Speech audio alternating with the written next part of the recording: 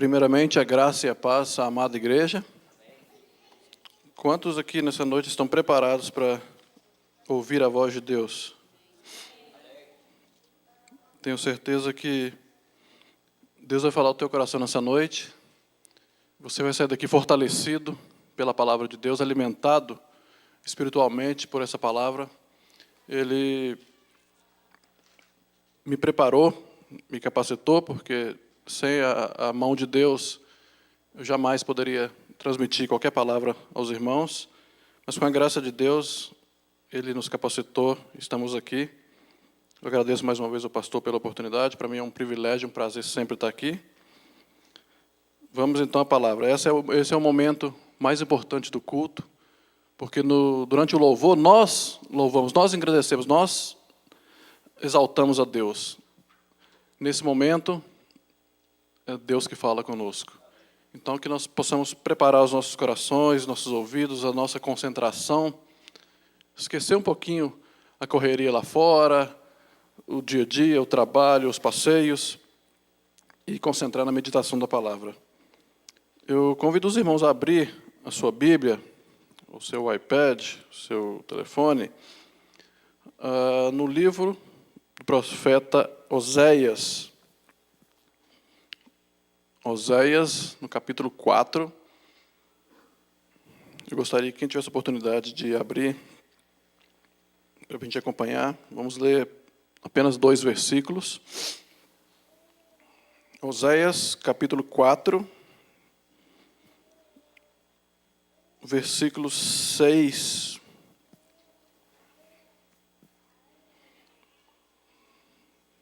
Todos encontraram? Vamos à palavra de Deus. O meu povo está sendo destruído porque lhe falta o conhecimento. Porque tu, sacerdote, rejeitaste o conhecimento. Também eu te rejeitarei, para que não sejas sacerdote diante de mim. Visto que te esquecestes da lei do teu Deus, também eu me esquecerei de teus filhos. Novamente, somente a primeira parte do versículo. O meu povo está sendo destruído porque lhe falta o conhecimento. Deus, essa é a tua palavra, aqui está a tua igreja. Fala, Senhor, a tua igreja, usa-me como um canal de bênção que eu possa transmitir somente as tuas palavras, que nós possamos, Senhor, ouvi-la e colocar em prática. Em nome de Jesus. Amém. O meu povo está sendo destruído porque lhe falta o conhecimento. Esse texto é um texto muito profundo que tem tocado muito no meu coração, especialmente nessa semana, porque é assim, quando a gente planeja uma mensagem, você faz tudo, você planeja, e Deus te dá uma outra coisa, mostra uma outra realidade para você. E essa semana foi esse texto que falou ao meu coração, onde Deus me trouxe essa mensagem nessa noite. Aqui está falando sobre conhecimento, do conhecer de Deus. Nós sabemos que no Brasil, aqui nos Estados Unidos, existem milhares e milhares de igrejas evangélicas. No Brasil, por exemplo, dizem que já são 25% da população, aproximadamente, são evangélicos, ou seja, mais ou menos 50 milhões de pessoas. Agora, será que todos realmente são cristãos? Todos conhecem a Deus? Todos conhecem a palavra de Deus, a pessoa de Deus? Hoje eu quero falar um pouquinho sobre a pessoa de Deus, conhecendo o nosso Deus eterno. Você já parou para pensar se você realmente conhece a Deus? Eu não estou falando daquela imagem de Deus de um velho barbudo sentado num trono de vestido branco. Não, eu estou falando do Deus da Bíblia, o Deus Todo-Poderoso, o Deus a que nós louvamos, exaltamos.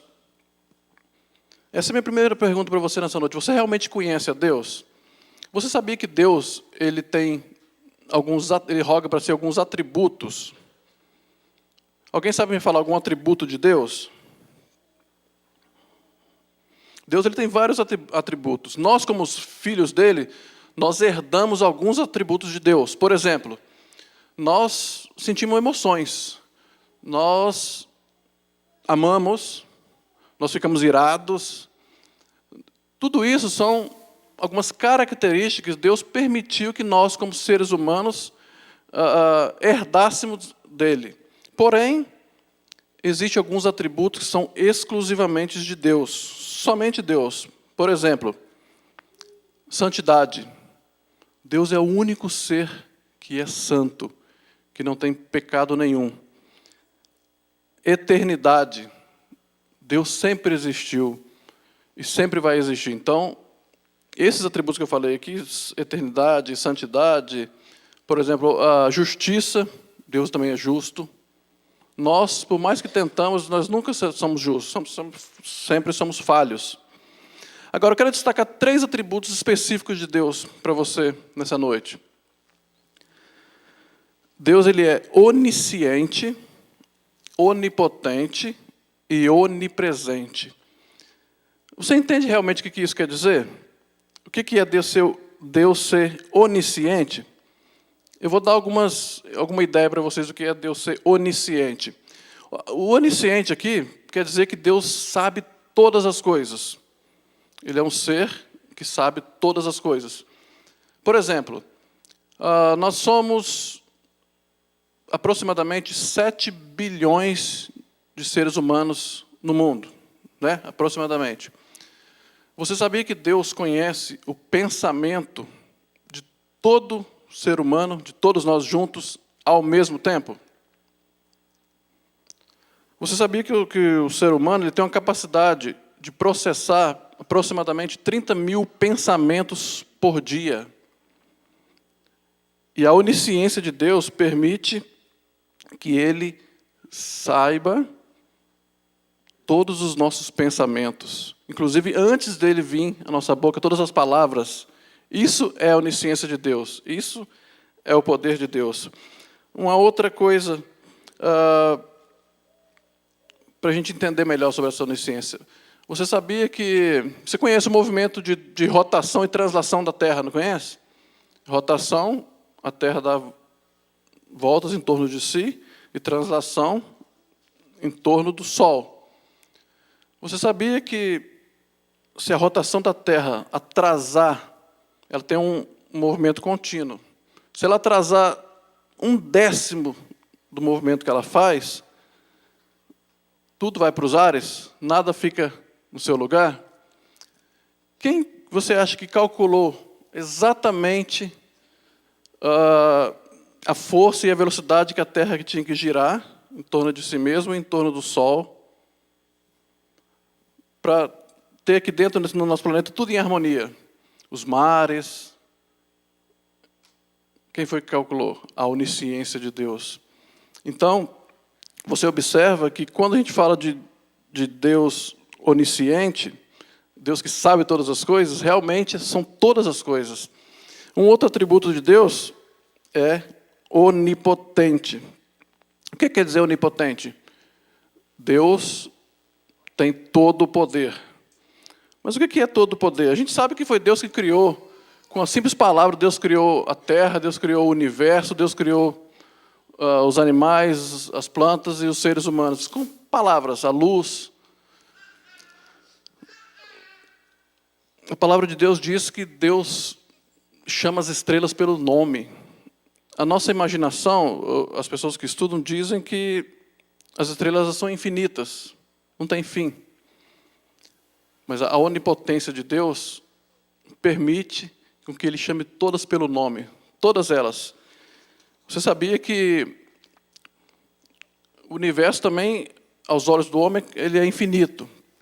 E o universo ele tem aproximadamente, até onde eles conseguiram, até onde a luz chega, até onde eles conseguiram medir, o universo ele tem aproximadamente 90 bilhões de anos-luz.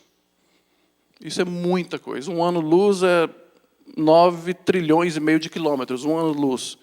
E o universo, até onde se conseguiu chegar, se estudar, tem essa distância de pouco mais de 90 milhões de anos-luz.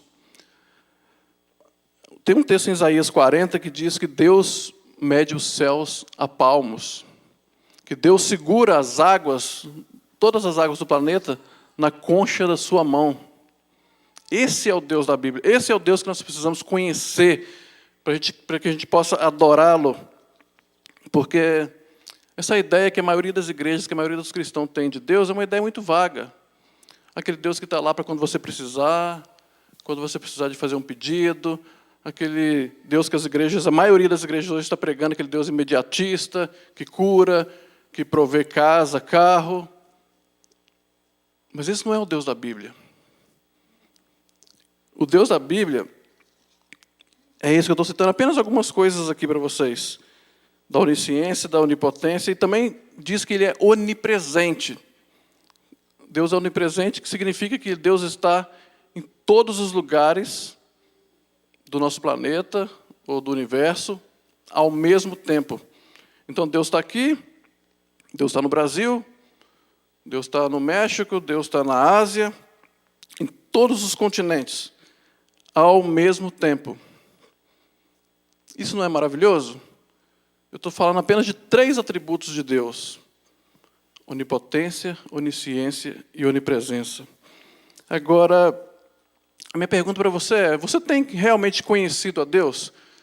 Você tem tido um relacionamento com Deus? Porque Deus, ele é um ser. E nós podemos nos relacionar com Ele. Você tem tido esse relacionamento com Deus? Essa é uma pergunta que eu quero deixar para você nessa noite. Você conhece a história de Marta e Maria? É uma história que eu quero trazer uma lição dela aqui, que Deus colocou no meu coração nessa noite. Quando Jesus caminhou na terra, ele caminhava com seus discípulos e ele percorria cidades e cidades. E tinha uma cidade próxima de Jerusalém, chamada Betânia. Na verdade, era um vilarejo, um povoado. E tinha uma família lá que Jesus era muito ligado a eles, a família de Marta, Maria e Lázaro. Alguns textos dos Evangelhos do Novo Testamento citam essa história. E certa vez, Jesus caminhando, ele chegou na casa deles, e Jesus ia repousar ali na casa das irmãs nessa noite. E elas, ao receber Jesus, Marta, a Bíblia diz que Marta ficou preocupada porque ela ia receber Jesus e ela queria receber bem, atendê-lo bem. Então ela foi preparar o almoço, ela foi cuidar da cozinha, ela foi arrumar a casa. Então Jesus entra, senta, e Maria senta ao lado dele, senta aos pés dele. Eu quero fazer uma comparação aqui.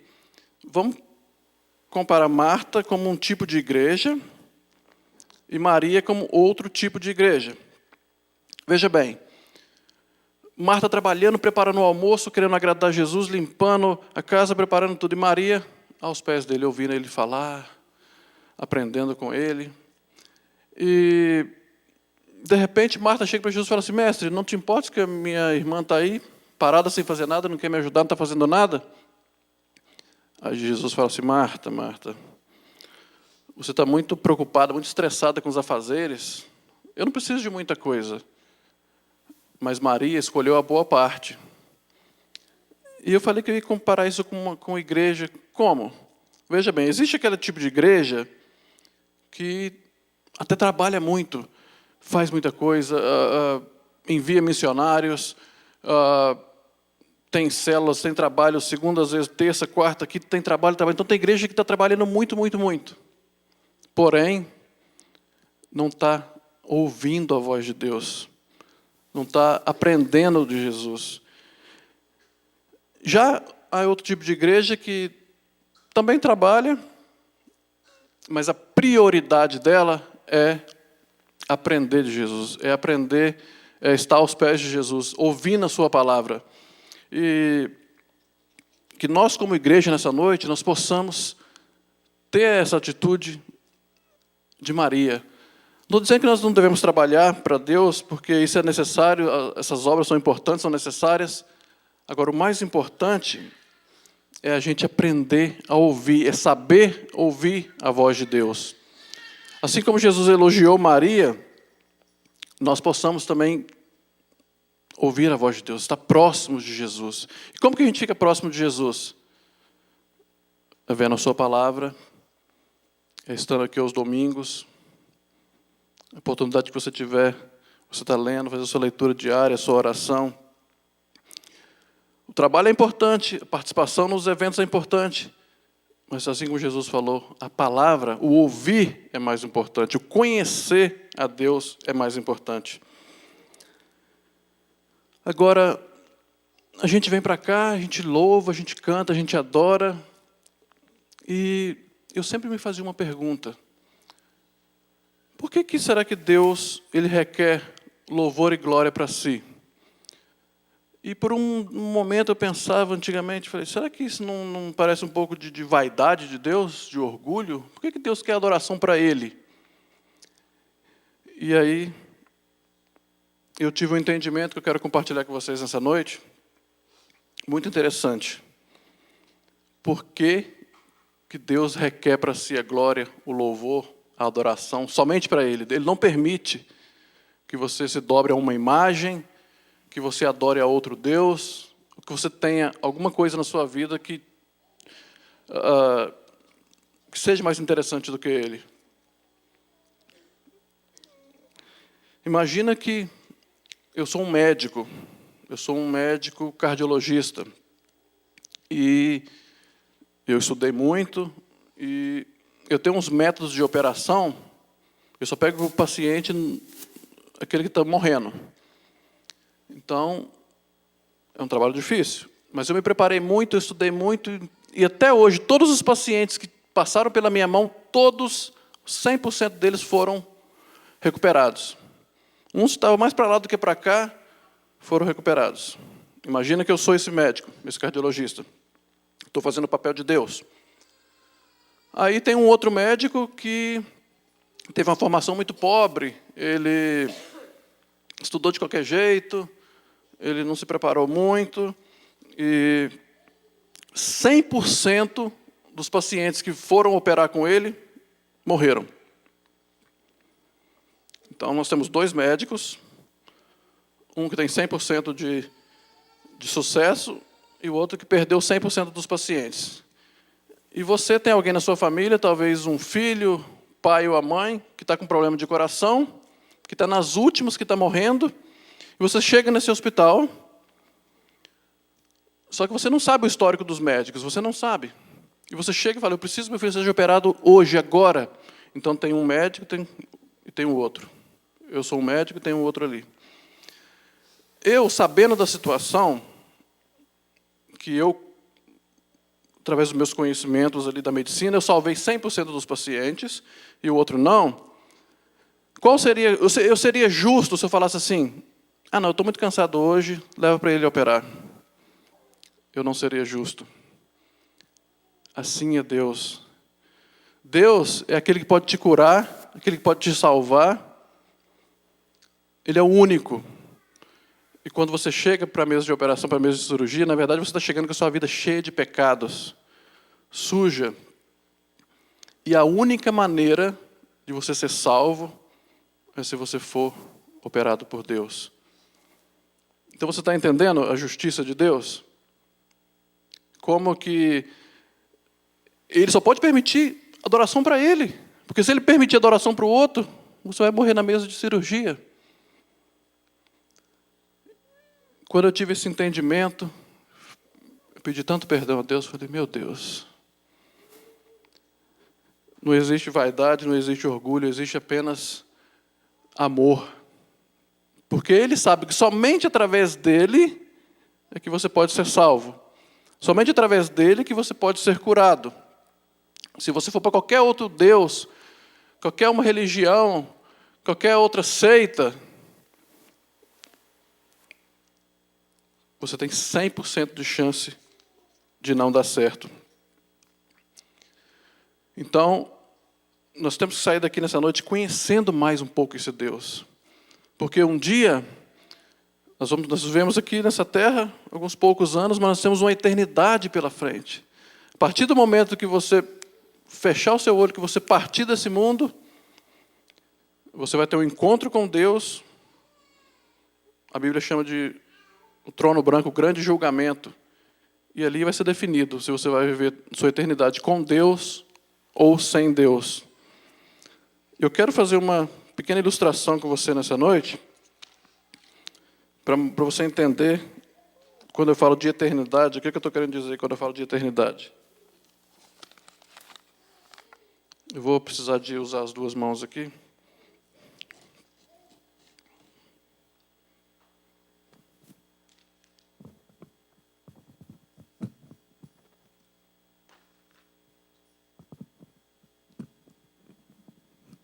Ele me ensinou aqui, mas eu apanhei um pouquinho dele. Eu quero então mostrar para vocês a importância da eternidade. Que nós vivemos nesse mundo, o que nós vivemos aqui é muito pouco em comparação ao que nós temos para viver. E a vida que nós levamos aqui é o que vai determinar para onde nós vamos. Então eu trouxe isso aqui para fazer uma ilustração para você.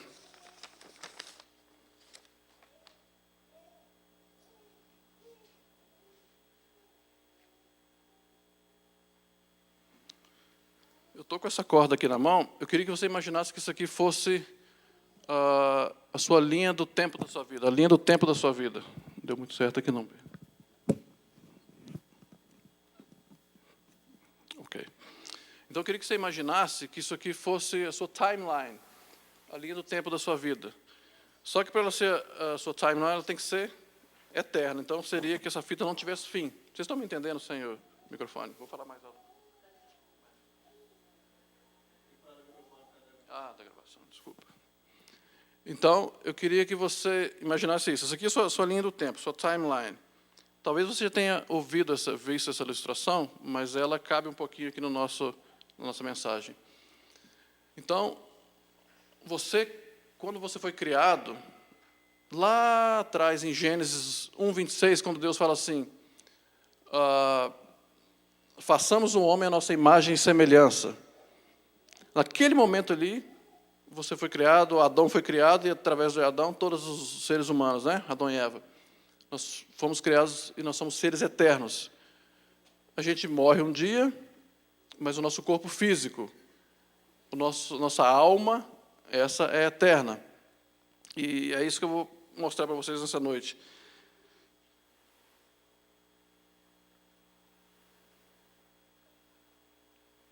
Então, isso aqui é a nossa vida, né? Imagina que essa corda vai toda a vida e não tem fim.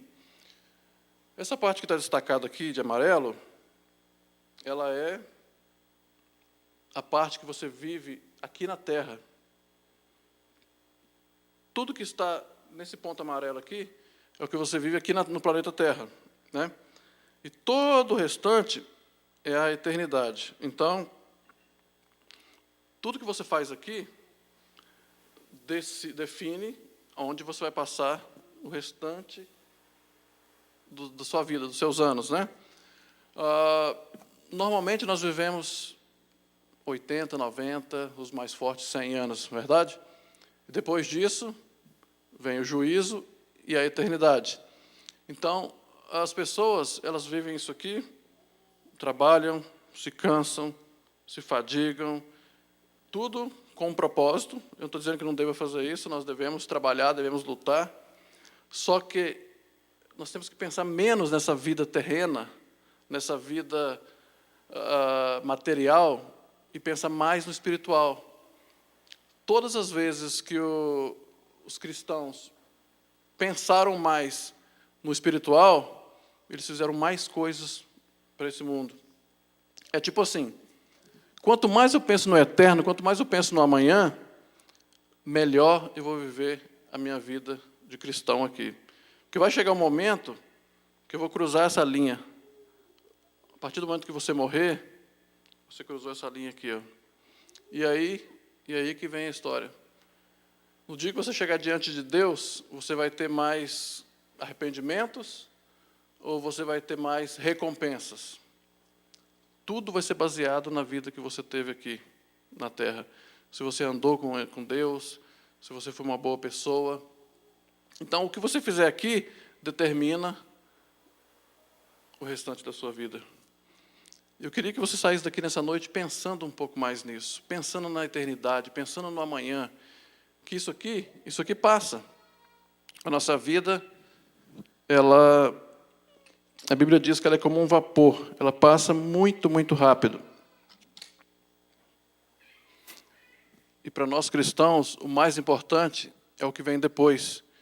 Então, não gaste tanto tempo se preocupando em acumular bens, dinheiro, apartamentos, casas, terrenos, carro. Não se preocupe tanto com isso.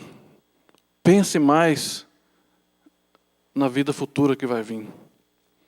Isso aqui é tão rápido, é tão pequeno, é tão pouco. A gente fica às vezes brigando porque, quando eu chegar aqui eu vou realizar meu sonho. Quando eu vou trabalhar, eu vou economizar. Quando eu tiver com a certa idade que eu aposentar, eu vou curtir minha vida. Tome um pouco de cuidado com isso. Gaste mais um pouco do seu tempo falando de Deus, aprendendo, porque o que nós fizemos aqui é que vai determinar onde nós vamos viver o restante da nossa vida. E quando eu falo de vida eterna, de vida infinita, é eterna mesmo. Vou viver pelos séculos dos séculos dos séculos dos séculos. É uma coisa que não vai ter fim. Então, que nós possamos viver a nossa vida aqui mais próximos de Deus, mais próximos de Jesus, aprendendo mais com Ele. Porque um dia, muito próximo, muito em breve, você vai morrer, eu vou morrer, todos nós vamos partir. E eu quero te falar isso sem deixar você triste. Esse dia não está muito longe. Você lembra, pouco tempo atrás você tinha 15, não é verdade? 20, era solteiro. Ou os que continuam solteiro ainda têm lembranças da infância. Olha agora. Olha como o tempo passou rápido. E assim vai ser. Você vai piscar o olho e você vai enfrentar aquele momento que você vai passar do lado físico, material, para o lado espiritual. E naquele momento que você passar, é o momento que você vai ter que prestar conta de tudo que você fez aqui. A Bíblia diz que nada fica encoberto. Então eu queria que você lembrasse nessa noite que você é um ser eterno também. Porque se a gente não fosse eterno, valeria a pena Deus ter mandado Jesus para morrer por nós? Porque se nós fôssemos criaturas que vivêssemos e morrêssemos e pum, acabou, valeria a pena todo o sacrifício de Jesus? De descer da sua glória, de vir caminhar aqui em nosso meio, de sofrer, de apanhar, de morrer? Se nós não fôssemos eternos, o versículo lá de João 3,16 não faria sentido, não é verdade? O que diz?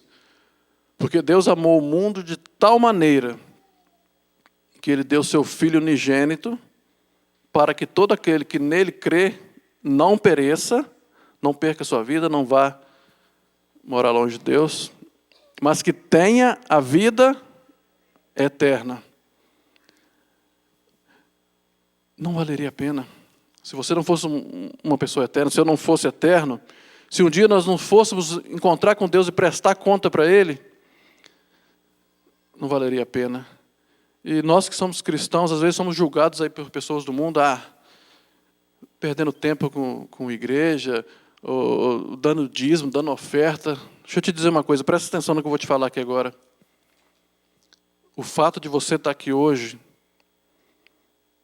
o fato de você parar para ouvir a voz de Deus, ouvir a palavra de Deus, vai ter recompensas para a sua vida. O mundo acha que a gente está perdendo tempo, que a gente está bitolado ali numa religiãozinha qualquer. Não. Nós estamos aqui porque nós cremos que um dia vamos encontrar com Deus e que vamos viver eternamente com Ele. Pense nisso. Pense, a partir de hoje, um pouco mais no espiritual, um pouco mais no alto. Porque uma coisa eu te garanto, como eu falei, quanto mais você pensar no espiritual, mais coisas você vai fazer aqui para Deus. Mais importância você vai dar para esses momentos de vir à igreja, de estar ali celebrando com um irmão.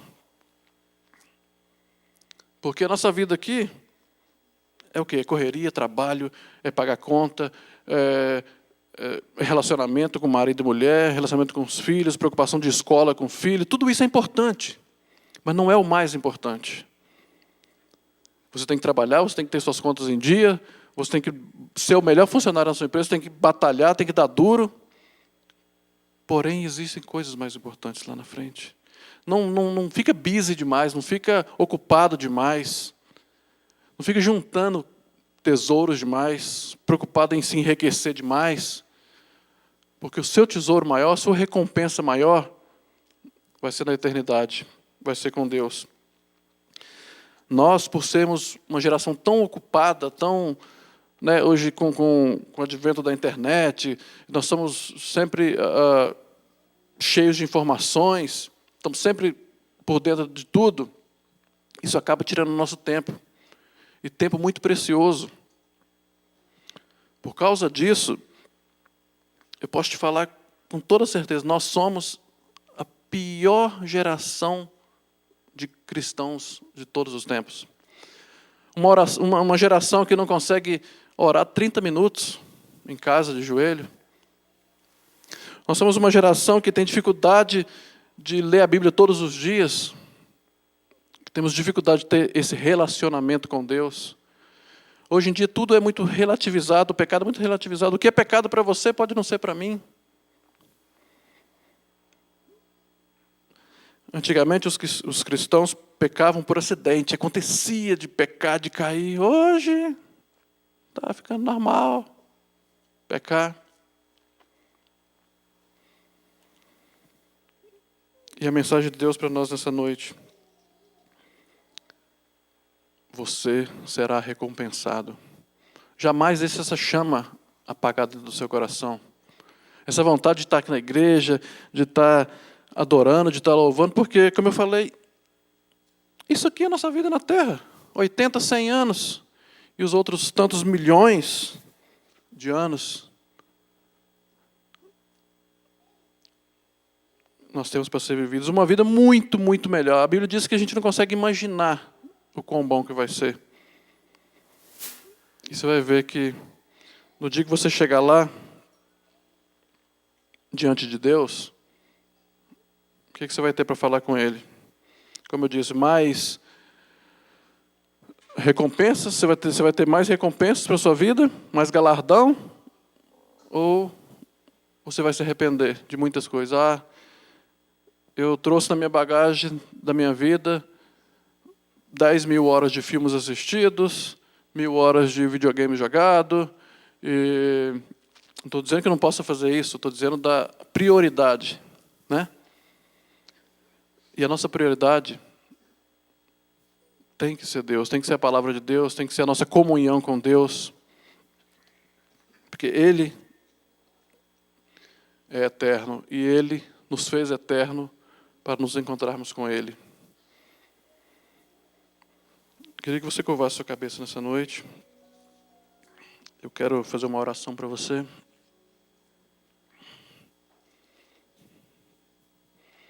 Queria que você pensasse que esse mundo físico é passageiro, que tudo, casa, carro, tudo é passageiro. O mais importante é o seu relacionamento, é o seu espiritual com Deus, que um dia você vai se encontrar com Ele. E Ele é o Deus Todo-Poderoso, Ele é o Deus onisciente, onipotente, onipresente, é o Deus que sabe todas as coisas, Ele conhece os seus pensamentos. Antes das palavras chegarem à tua boca, Ele conhece. Ele que pegou as águas dos mares e dos rios na mão, mediu os céus a palmos. Ele te conhece muito antes ainda de você nascer.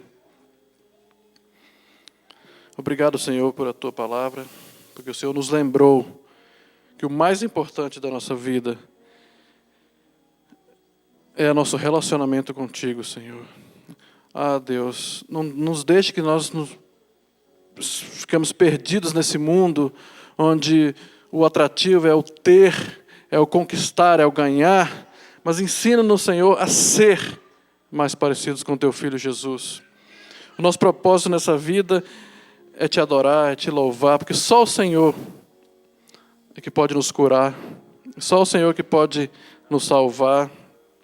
Toda a honra, toda a glória, Senhor, seja dada sempre ao Teu nome. Eu coloco essa igreja nas tuas mãos, ó Pai.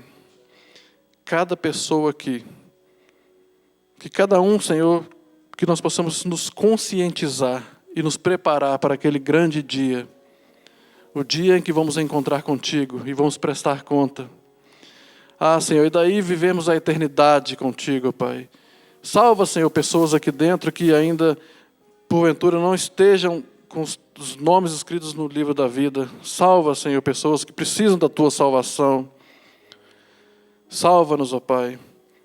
Nós dependemos de Ti. Só Tu és grande, só Tu és poderoso. Nós Te louvamos e Te agradecemos pela Tua palavra. Amém.